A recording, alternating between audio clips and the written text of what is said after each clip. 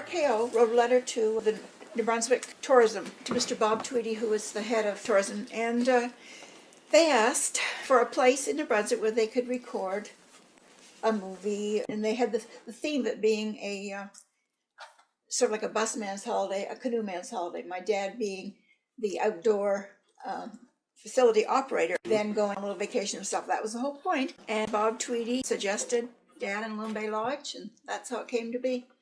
They came to the lodge, and in like a week they put this together, filmed it, the whole bit, and then about a year later it came out in theaters. It was a short, and we got a phone call from the man who was a manager of the Queen Theatre in St. Stephen, where the Royal Bank is right now, and he said to my dad, George, you won't believe what they have sent me to show as the short this week, with the 10 Commandments was the movie. And Dad kind of smiled because he figured he did know. So we went to see the 10 Commandments, and we saw ourselves on the movie screen. And just 3 weeks ago, turned to Turner Classic Movies, and there was our movie showing again. They show it from time to time. So the Turner Classic Movies people restored it. And if you watch it on their channel when it comes on, you never know when it's going to be used. It is in such good quality compared to this. They have digitally restored it. It's that music I recognized. And I realized that what I was seeing on television was our old movie. So I'm trying to remember, I think I was 9 years old. So it was 55 maybe, around then when it was filmed. Why don't we kill the commentary on this, and you can say anything you want about it. You can record something, and then if it could be combined, I could... Okay, I'll let you play with it then. And then we'll do the other one afterwards, Okay. because the other one's just got music on. Oh yeah, I know. So we're starting with the... RKO Sports Cope, Canoe Man's Holiday.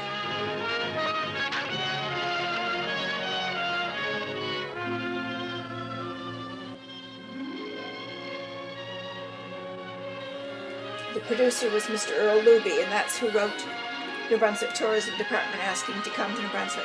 Doug Sinclair, that's Loon Bay Lodge. Loon Bay Lodge on the Wilderness River, famed for trout And that's my salmon mother and father and my sister and I.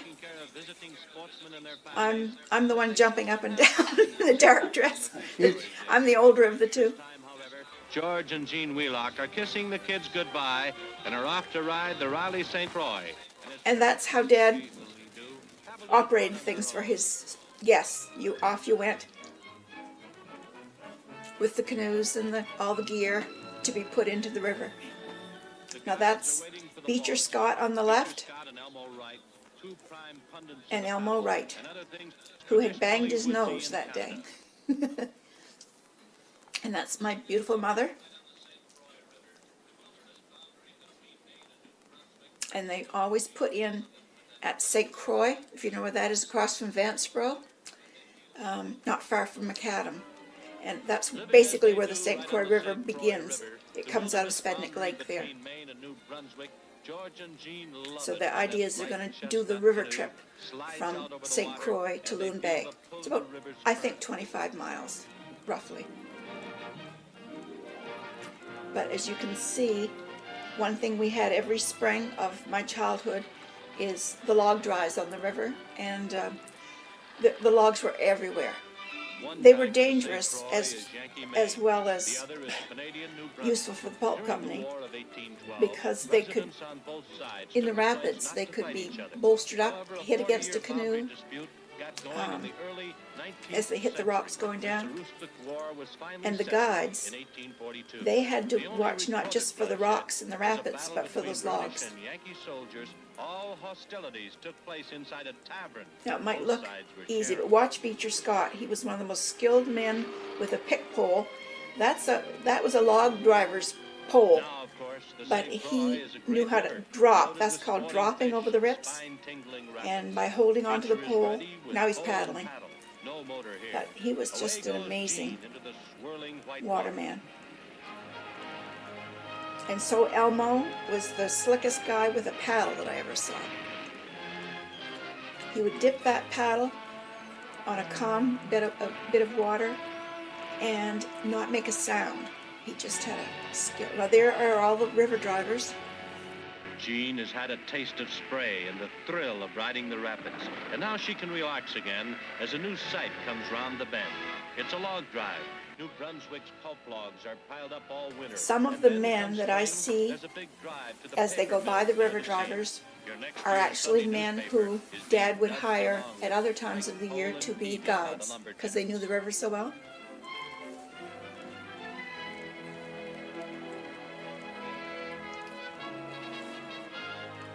And they cheated when they made this film. They did a lot of the filming right at Loon Bay, which that is right at Loon Bay, right in front of the lodge. They make it look as if it's happening somewhere else along the river, of course. And that, they had to rig up some kind of a box to go under the water so they could film the underwater scene. That was the most complicated thing of the whole ordeal. And of course, Dad was trying to accommodate them, keep them happy, and do their silly movie for them. He was a pretty good fisherman when he had a chance to go fishing, which he loved to do, but Elmo had no teeth, and you can see that there. He has a very rugged look about him. He was from Vanceboro, Maine. He was an American, but he guided for us for years and years.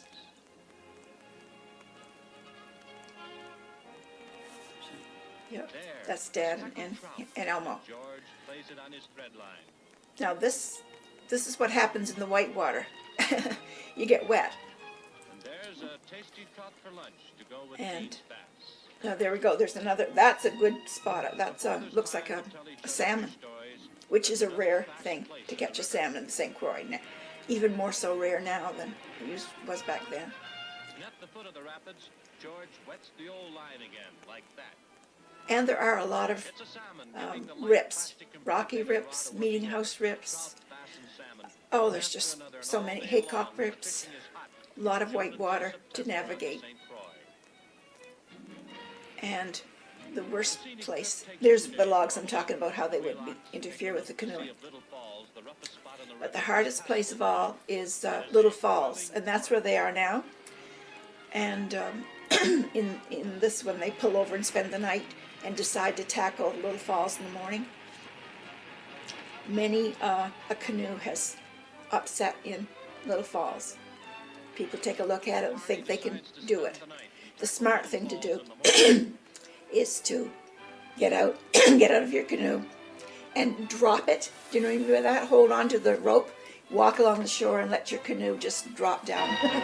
Everything comes out of the canoes, lest the river rise during the night, and the craft float away. This is funny, too, because the tent was set up right at Loon Bay Lodge on the side of the field, and it made it to look like, yeah. Anyway. That's what one does. Yep. And there's Little Falls, and they're going down. So Beecher is got a pole, as I told you about how he uses the pole. He's using the pick pole, and he's going to... No, he isn't. He switched to... I'm sorry, I thought he had a pick pole. He's paddling. But to stand up, he was like 6'2", and do that like that is pretty amazing.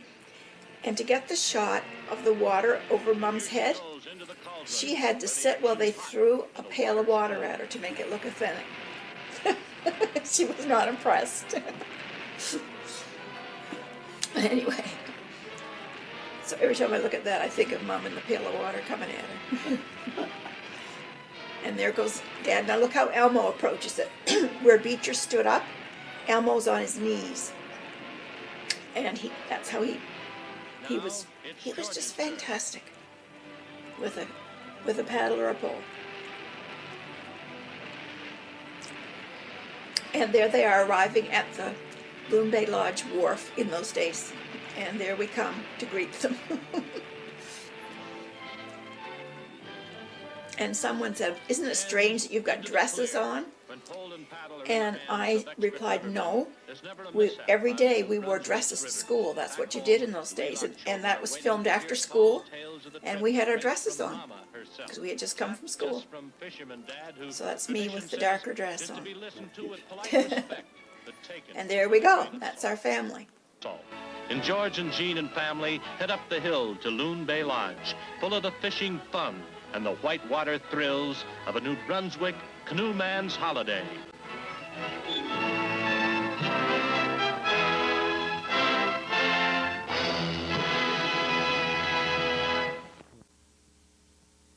Now, I need to tell you something before that goes. Edgar Barry made this film out of old home movies that he had made over the years. And it was based on a couple of years of working for my dad in the summers. He sent a message to me, would I like to have some of the old videos with footage of Loon Bay? And I said, I'd love to, Edgar.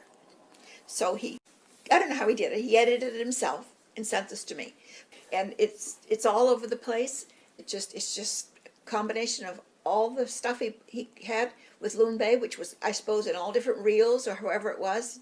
And it was very kind to him to put it together for me like that. And I was then able to share it with my family. So he just did these home movies. He was a guide, home movie guide. Just St Croix, Macadam area. And he only worked for Dad a couple of seasons. But that's what he was doing, I guess, when he was working. We didn't even know that. He was filming. I don't remember him going around with a camera all the time, but he was, obviously. All right, these are old home movies of Edgar J. Barry. He's quite elderly now, and he lived in St Croix, and he guided for my father, George Welock. And that is one of the guides, Ross Fowler, also from Macadam, now passed away. And that's him with one of his sports, taking her fishing on the river. I'm not sure. Sometimes I can't see until I get closer to figure out who the guide is. I think that is Frank Launder. Lounders, and there were 4 of them brothers, who guided for my dad. And you can see that they both poled and paddled on the river to keep control. Just the profile, that to me looks like Frank Launder again. Yeah, can't be sure. When they got to the whitewater, they tipped the motor up so they wouldn't damage the shear pin or the propeller, and then they would paddle or pole.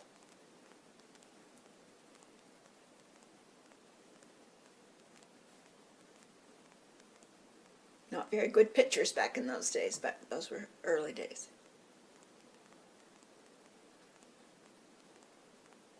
Once again, I mentioned the logs. You see what they're trying to do is circumnavigate all the logs in the river.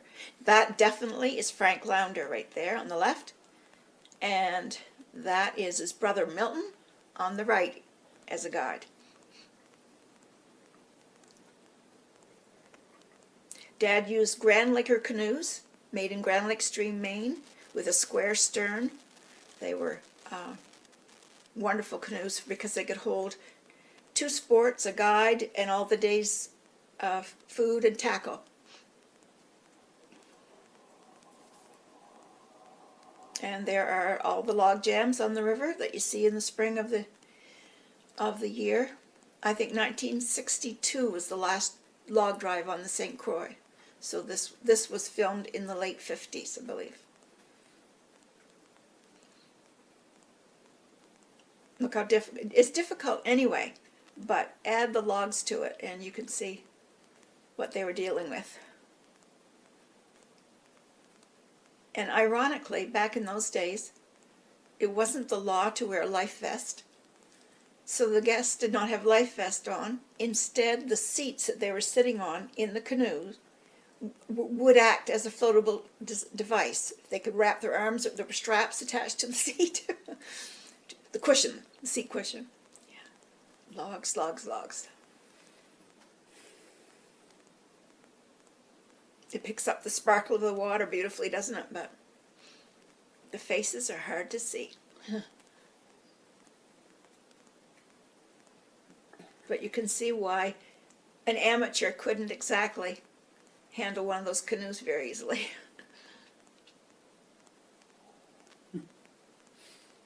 Yeah. Poling. Yep. Frank Launder worked for the railway in Macadam. That is Fred Brisley, who guided for us for 25 years, standing in front of the well at Loon Bay, and he's holding a striped bass. Oops, that's me beside him taking a picture. I took a picture of him doing that.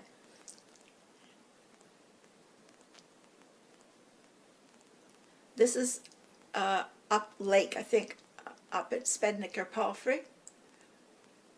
There goes Frank Launder. And I know that Frank wore his train hat when he worked. The hat that, you know what I mean by it, like a conductor's hat? Yeah. That would be up, I think, at either Spednick or Palfrey Lakes, which are above the St Croix feeds from them, from the Chippetneticook Lakes. Trouble saying that.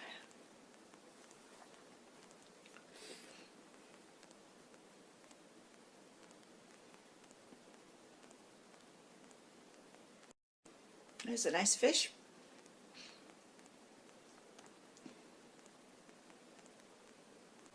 And I don't know who the guests are.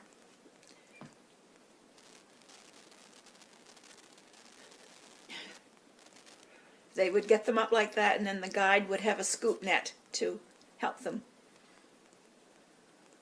And that's a bass, I'd say.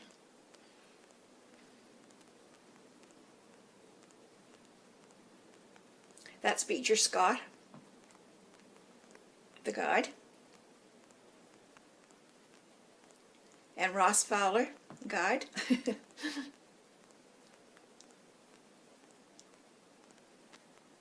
And Frank Launder, guide.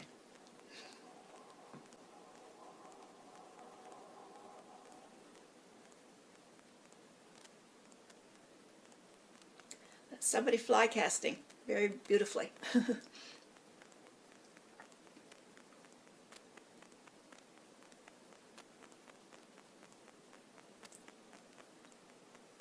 But I have no idea where that's taken.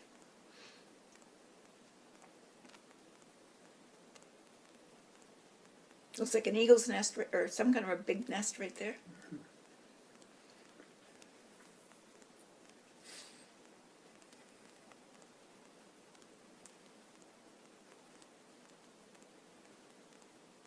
Almost looks like fall, doesn't it? The colors on in the trees.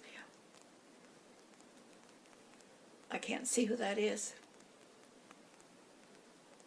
It might be Frank Launder again by the hat.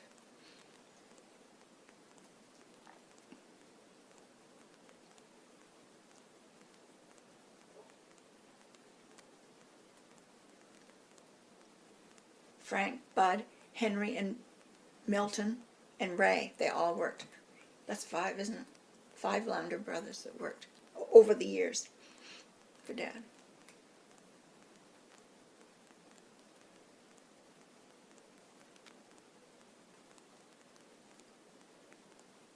Somebody's hung up on the rocks, is that expression they use when your canoe gets up on the rock and you got to get it off without upsetting your guest. That looks like Fred Brisley right there.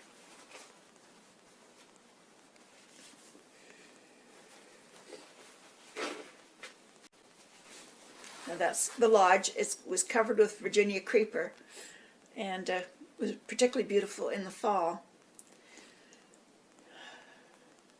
There are 3, in our time, 3 buildings. That was the main lodge, and there were 2 guest houses. So we could accommodate 16 people, which was all Dad could handle because you had to provide guides for those people too. So there's an awful lot of, he shot an awful lot of scenes of the river. Of course, what he was doing, he was guiding while he was filming. So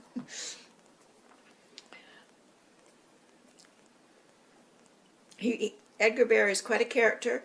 2 years ago, he was inducted into the Country Music Hall of Fame here in New Brunswick, because he's also a musician.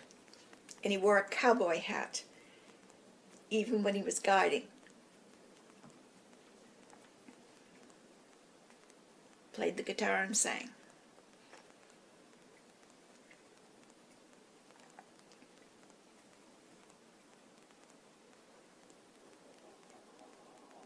Now, if you were to look at the St Croix River right now, it would look nothing like that because our water levels are so low.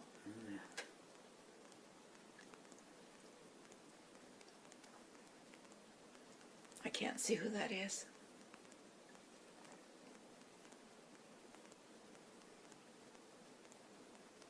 And the guides knew what are called the channels. They knew, like for instance, he knows there to go left and not down the right-hand side, the American side or the Canadian side. That is Elmo right there with his Evinrude, 3 horsepower Evinrude motor.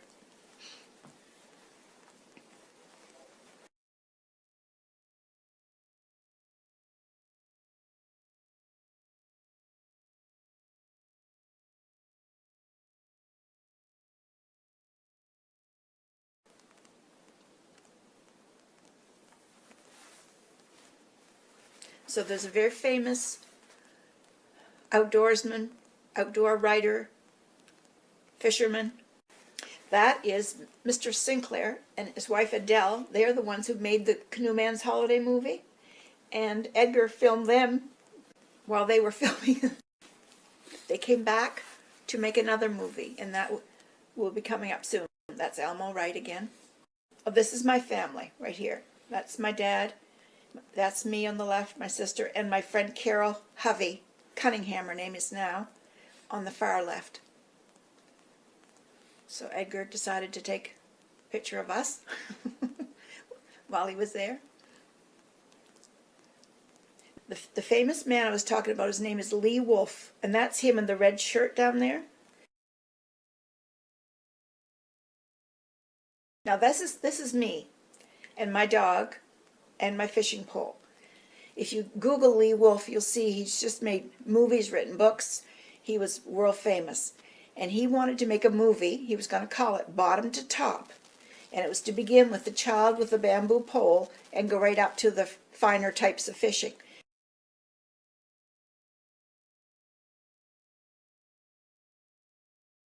That is Doug Sinclair, the cameraman. And they took me, I was in grade 6, up to Spednick Lake, and they filmed me fishing. And I didn't realize until I saw this that Edgar was filming Lee, filming me fishing. So that was kind of a thrill when I saw that. I had no idea. And I don't know whether the movie ever came out, but that was my part in it, with the dog and the pole and catching a fish. And that would have been that same day.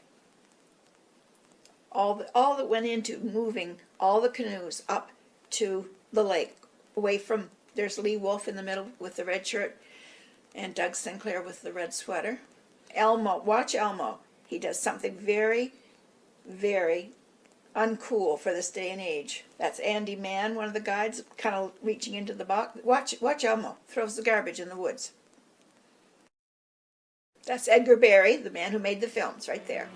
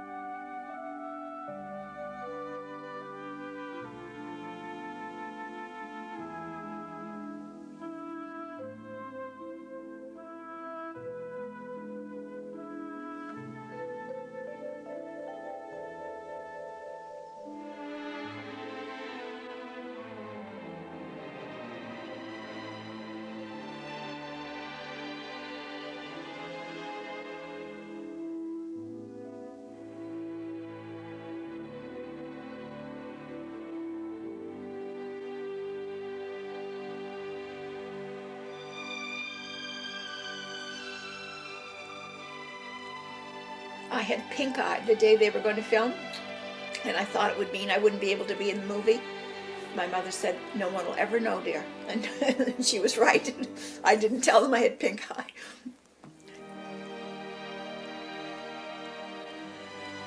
This must have been that same day because it's up lake. We're not on the river, we're up in Spednick and Palfrey Lakes.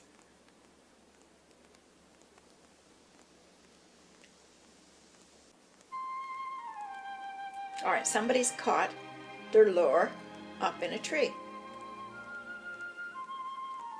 Happened all the time.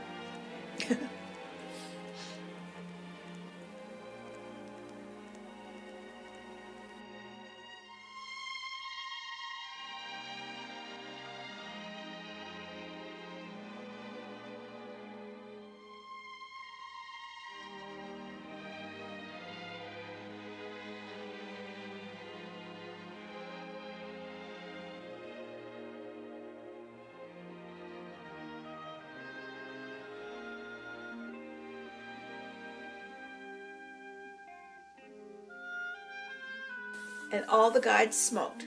They all smoked.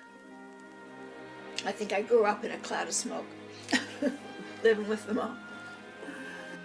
White water. Not sure where. That might be Little Falls again.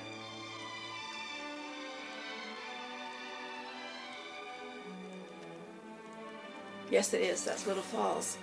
So that's the worst set of rapids on the St Croix River.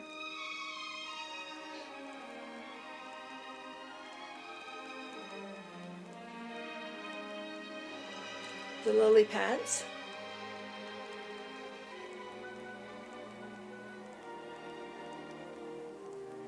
But I don't know where that is. I love water lilies. They're so beautiful.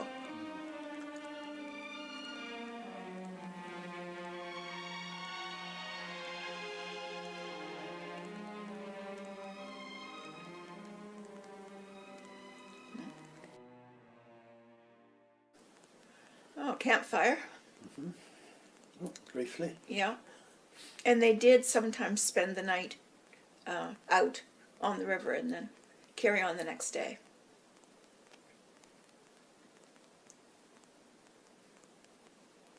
But they always, what the guides called dinnering out, and they would stop at lunchtime, and there'd be a wooden box in the canoe that our cook Mildred had filled with all the goodies, and frying pans and a boiling kettle, as they called it, to make their tea. That is the baby's grave. It's a place along the St Croix River where people stop and pay the respects. It was a baby the river drivers found about 100 years ago, and it had been, they figure it had been tossed out of the train at the railway trestle in Vanceboro, and the river drivers found it, and they buried the child on the bank of the river, and they put a fence around it and a stone, and those log drivers every year tended that grave, and to this day, if you stop, it's somebody looks after it. Yeah, so it's called that's called Meeting House Rock. Can you see why? It's the roof is like a church roof, and it's in Meeting House Rips, another set of rips on the river. And I never, I always am looking for the baby's grave, but unless you know the river really well and know where to look, you go right by it. Yeah. That looks to be in an area we call Grassy Islands, but that would be one of the guests. That's a man by the name of Eddie Scott, and he's going into the guide's bunkhouse at Loon Bay Lodge. And here are Sheldon Scott and Andy Mann. This is where my mother fed them, in this little place, this little camp. And so they are coming down from the guides' camp to be fed. Mom had fabulous meals in that little camp. This was the shed outside, and my dad had canoes in all stages of repair. That was his workshop. And he kept those canoes, fiberglassed them. He was working on them all the time. That's my favorite dog, Boots. That is what we call the old guest house. It's a beautiful building inside. That is the entrance to the kitchen. This is Hilda Scott, who worked for us till her death in 1976 of cancer, and Mildred Hovey, the cook, worked for us until the 1980s. And they were with us forever, and we loved them both. And they are calling that little dog of mine because she was with everybody. That was how you went into the kitchen of the lodge. Oh, I'm sorry, that was the front end. And there's the little camp on the hill I told you about, where we lived and where my mom cooked. So it was up and above and away from the main lodge. The main lodge was built in the 1930s by the opera singer Richard Crooks. He was known as the voice of Firestone on radio. He was famous in his day. This was the view when I was a child, looking across at Loon Bay, Maine, how open it is. Today, if you look across there, you just see woods, wilderness. You don't see much of anything. It was very open then. And that is exactly where our landing was, right down there. My dog again. She was the star of every show. There's two of the guides. The guide, Fred Brisley there. The guides not only took hunters and fishermen out. They were the groundskeepers, the woodcutters, you name it. They mowed the lawns. Dad had them doing all kinds of things that had to be done around the place. And they looked after all the gear, kept the motors running and canoes painted and that sort of thing. He would have 5 or 6 on permanent payroll and then pick up others as needed throughout the year.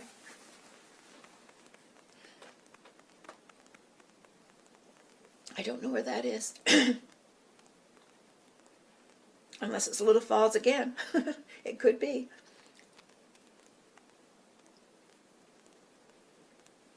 I would say it is, but how rough it is. Yeah, that's it.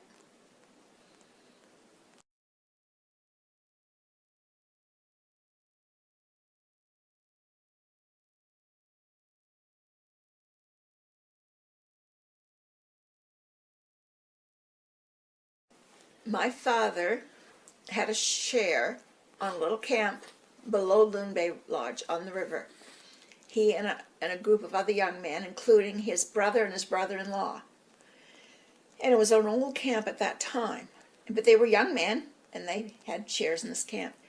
And Richard Crooks had bought the 200 acres near it, right beside it, and had built Loon Bay Lodge there. So that's how the proximity came to be. And eventually, it got so it was just Dad and his brother Frank who owned the camp. And Frank moved to Quebec and lived there for the rest of his life. And he sold to Dad. So Dad owned this little camp on the river. And Mr. Crooks would be out paddling or whatever and stop in and visit with them. And he was quite a celebrity. It was quite a thing to have a celebrity with a summer home in the area. Anyway, when Mr. Crooks decided that he was going to sell because his 2 children, Patsy and Dick, were grown, and they had the favorite family times had been summers here in this area, and their son had moved to Washington State, and their daughter had moved to California, and their home was New Jersey. So he had retired from the Metropolitan Opera and from radio, and he and his wife Mildred decided they were going to sell their properties in New Jersey and move out west. Well, they'd be way far away from New Brunswick. So he listed it for sale privately with a man in St. Stephen by the name of Joe Fewelling, who had a real estate and insurance business. Well, who also was a good friend of my dad's. And this is the story that I was told, is that he gave the key to the lodge to Joe Fewelling. But he came to my dad and said to him George, here is my private phone number should you ever need to want to contact me. And Dad got thinking about if he could get the money together and if he could buy that, he could turn it into, he just had all these dreams. And he was able to get backers because he didn't have any money. He got people who bought into his dream, who backed him, and he contacted Crooks, who was delighted to sell to him because he knew someone who he knew loved the area. And all the years that Mr. Crooks was alive, and Mr. Crooks also mortgaged part of it himself. And Dad paid him for years. I have the final bill of sale where he paid off Mr. Crooks. But Mr. Crooks would send Christmas cards, notes. He kept in touch all those years and with my dad because he called this camp. And he said, we have such fond dreams, fond memories of camp. Yeah. So Dad was able to buy it. And you still have it? No. What happened was my dad died at age 59 of a heart attack. And 2 weeks before he died, he ran it by me, the idea that he was toying with selling. And I was devastated. And because he knew me so well that this was part of my identity, this place. And anyway, he said, what do you want, Jane? Do you want your mother and I to work this hard here until we drop? Is that what you want? Well, no, of course I did not. Anyway, we had that private conversation, and he died suddenly 2 weeks later. I'm so glad we had the conversation because it prepared me for the fact that Mom had to sell. And my husband, who was an accountant, thank goodness, just went out there and he also loves to hunt and fish, so it worked out really well. And he went out and helped Mom, and they ran it. And then, because it was the very beginning of a new season when Dad died, he died in May. And it sold in the early 80s. And Peter ran it, part of the sale thing, Peter ran it for 10 years. And then I was happy that it ended because it was pointless for him to be there. And anyway, then it was run by a man named David Whittingham and his wife for another 10 years. And then it was managed by Wayne Townsend, who still looks after it, but it's not active anymore. It's just sort of sitting there. Really? Yeah, the man who bought it, Mr. Schaefer from Pennsylvania, passed away a couple of years ago, and he was quite elderly, and he just held on to it because he had fond memories. He had been one of Dad's clients. He came twice a year, sometimes hunting and fishing, and he wanted to preserve it. And now it's up to his sons what they're going to do with it.